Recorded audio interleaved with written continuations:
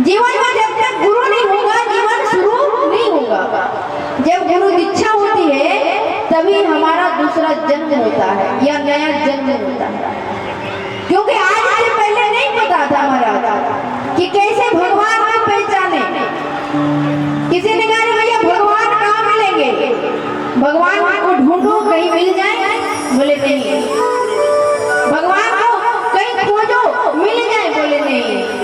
फिर भगवान कहाँ मिलेंगे महाराज, बोले भगवान को ढूंढने और खोजने के लिए बड़ा मेहनत करना पड़ेगा। क्योंकि जब तक हृदय में भक्ति नहीं होगी ना तब तक भगवान नहीं मिल सकते।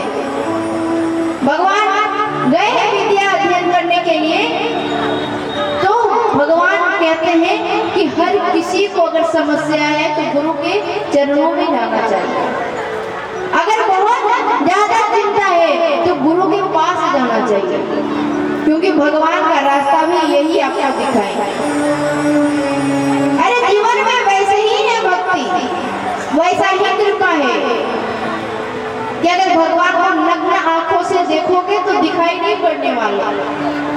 लेकिन अगर दूध देखा है आपने, दूध, तो दूध को अगर हम रखेंगे, एक बार जरा दोनों हाथ उठा के प्रेम से बोलेंगे राधे राधे राधे राधे। तो दूध को जब हम रखना चाहेंगे तो कितना दिन रहेगा, एक दिन, 2 दिन, ज्यादा गर्म करके रखेंगे तो 3 दिन। उसके बाद क्या होगा, बोले दूध बिगड़ने लगेगा। लेकिन उसी दूध को अगर आप और ज्यादा रखना चाहो तो दूध का स्वरूप बदल दीजिए, दही बना दीजिए।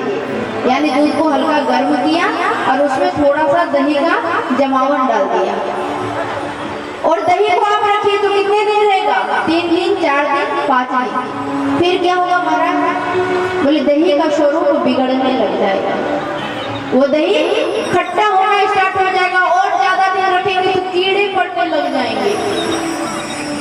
लेकिन अब उस दही को कहीं हम मथ दिए तो दही मथने के बाद क्या निकलेगा, मक्खन। और वो मक्खन कितना दिन रहेगा, बोले 6 दिन, 7 दिन, 10 दिन तक मक्खन रह जाएगा। लेकिन उसके बाद वो मक्खन भी बिगड़ने लग जाएगा महाराज। लेकिन अगर उसी मक्खन को किसी गर्म पात्र में डाल दे तो क्या हो जाएगा, मक्खन पिघलकर घी बन जाएगा। फिर घी कितने दिन रहता है, बोले 10 दिन, 20 दिन, 1 महीना नहीं, पूरे साल भर में अगर आप रखो तो घी बिल्कुल सुरक्षित रहता है। लेकिन उसी घी को निकाल कर पुनः दूध में डाल दीजिए तो घी दूध में मिल जाता है क्या, बोले नहीं। क्या होता है, ऊपर तैरता रहता है। उसी प्रकार भगवान कहते हैं कि जीवन में अगर आप अपने मन को दूध के जैसा रखोगे तो संसार 2 दिन में ही बिगाड़ देगा। लेकिन उसी मन को थोड़ा तपाओ, और तपाने के बाद थोड़ी सी भगवान नाम रूपी जमावन डालिए तो मन को दही बनाओ तो कुछ दिन टिकेगा। लेकिन उसी नाम रूपी को थोड़ा और बढ़ा देंगे और मथेंगे। कैसा मथना है, बोले तप रूपी से, भजन का नाम नित्य निरंतर लेने के रूप से जब मथेंगे तो मक्खन निकलेगा। और उसी मक्खन को जब हम किसी गर्म पात्र में, गर्म पात्र का बोले गुरु के चरणों में जब हम लगा देंगे और गुरु जब तपाएगा उस मक्खन को तो भक्ति रूपी घी का निर्माण हो जाएगा, और फिर वो संसार में रहेगा तो मिलेगा नहीं। इसीलिए आप देखे होंगे कि अगर कोई संत होते हैं ना, उनको गाली दे दो तो भी राम राम, उनको अच्छा बोलो तो भी राम राम। आप उसको घर में स्वागत करो महाराज तभी आपको आशीर्वाद देंगे, ना करो तो भी आशीर्वाद देंगे। एक बार एक संत जी रास्ते से बार बार गुजरते तो एक बूढ़ी माता देखती तो जैसे ही देखती तो महाराज मुंह फेर लेते। बाबा जी ने कहा मैया कुछ दे दो, मैया परेशान हो गई। दूसरे दिन भी आया, मैया कुछ दे दो। बाबा जब मैया को देखे बोले मैया कुछ दे दो। एक दिन मैया घर लिप रही थी तो पोतना होता ना, पोतना जिस कपड़े से घर को लिपा जाता, तो घर लिप रही थी तो संत जी ने कहा मैया कुछ तो दे दो। तो मैया को आया गुस्सा, महाराज ने पोतना उठाई और जोर से मारी संत जी के ऊपर। और जैसे ही संत जी के ऊपर मारी महाराज, ये कहने वाली बात नहीं है, ये सत्य घटना में बता रही हूँ।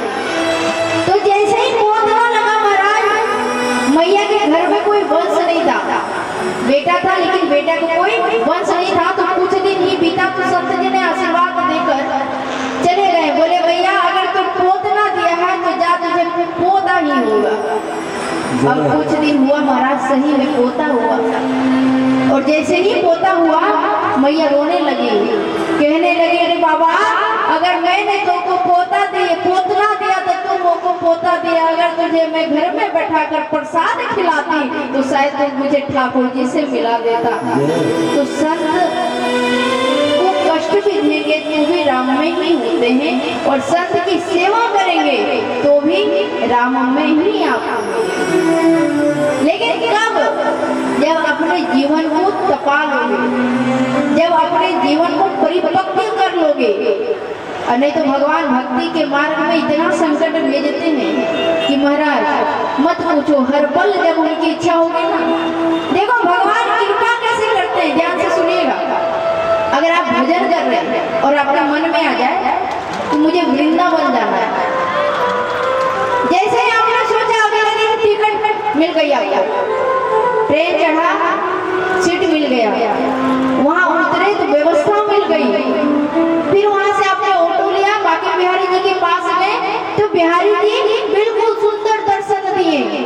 तो मत समझिएगा कि भगवान आपसे बहुत खुश है। आप 6 महीनों से रट रहे हैं कि मुझे बांके बिहारी जी का दर्शन करने जाना है, 6 महीनों से टिकट नहीं मिल रही महाराज। इंतजार करते करते 6 महीना बीत गया। जैसे जैसे टिकट की व्यवस्था हुई तो पता चला कि जब तक स्टेशन पहुंचे छूटने को है। फिर भी हम ट्रेन पकड़े, वहाँ उतरे तो पता चला मथुरा उतरते ही पैकेट मरा गया, पास में पैसा ही नहीं है। प्रभु हे ठाकुर जी क्या लीला कर रहे हो। फिर जैसे जैसे बांके बिहारी पहुंचे तो दौड़ कर पहुंचते चेहरा बिल्कुल लाल हो गया, शरीर पसीने से लथपथ हो गया, और जब तक आप मंदिर पहुंचे तब तक पट बंद। तब समझिए कि भगवान आपसे मिलना चाह रहे हैं, लेकिन आपसे मिलने से पहले आपके साथ पीड़ा कर रहे हैं, खेल खेल रहे हैं। तो समझिए कि भगवान आपसे प्रेम कर रहे हैं। अरे वो प्रेमी ही क्या जो सहज में निकाल कर दे दे। आज वाला प्रेमी नहीं मरा, पता चला आज बात हुई, कल आई लव यू हुआ, परसों गिफ्ट मिला, तरसों क्या हुआ, मिलन हुई, उसके अगले दिन ब्रेकअप हो गया। अरे प्रेम हो जिसमें ब्रेकअप नहीं होता, प्रेम हो जिसमें विरह हो सकता है, बिछड़ना हो सकता है, लेकिन प्रेम कम नहीं हो सकता है।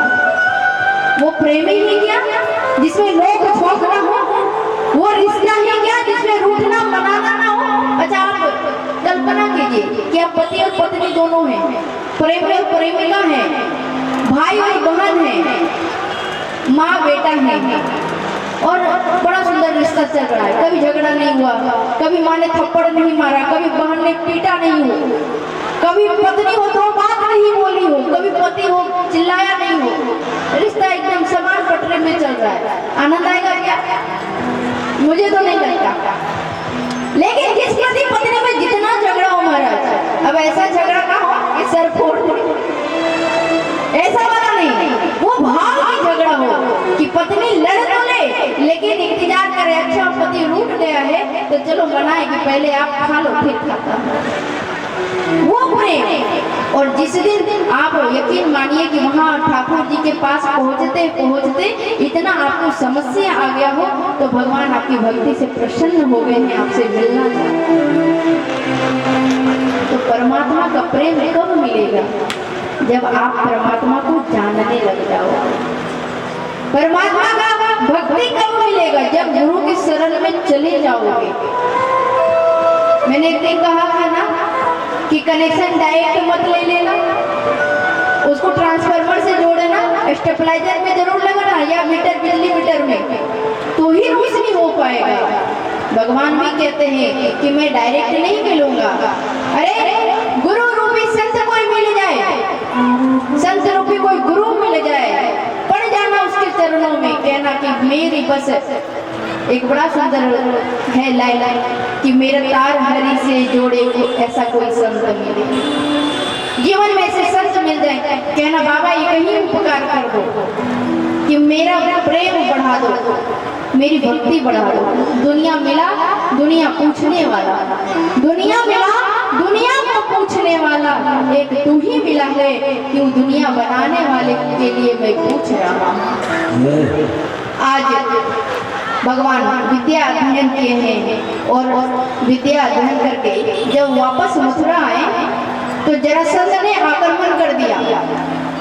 भगवान रातों ही रात में द्वारकापुरी का निर्माण किए और सारे मथुरा वासी को लेकर द्वारका पहुंच गए। वहां चारों ओर से बड़ा सुरक्षा कवच है, सारे रक्षा कर रहे हैं। और भगवान जब द्वारका पहुंचे तो वहां भगवान श्री कृष्ण नहीं रहे, वहां द्वारकाधीश बन गए। तो एक दिन भगवान द्वारका की अटारी पे खड़े हैं और बड़ा उदास है महाराज, इतना उदास जैसे आप नेत्र उनका सजल हो रहा हो। और तभी उनके मित्र उद्धव जी महाराज उनके पास आए।